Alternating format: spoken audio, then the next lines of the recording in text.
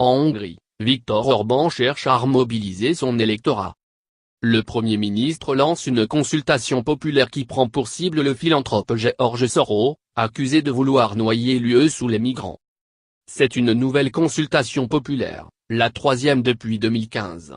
Voulue par Viktor Orban, elle est dirigée, cette fois, contre le milliardaire américain d'origine juive et hongroise, George Soros.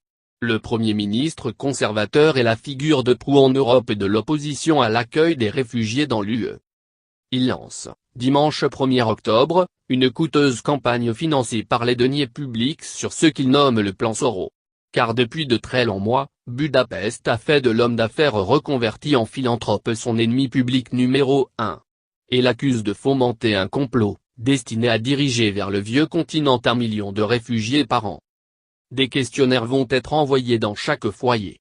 Les Hongrois sont invités à répondre à cette question, et l'opération comprend également une campagne d'affichage et la diffusion de spots télévisés, affirmant par exemple que le plan veut faire passer au second rang la langue et la culture des pays européens dans le but de faciliter l'intégration des immigrants illégaux.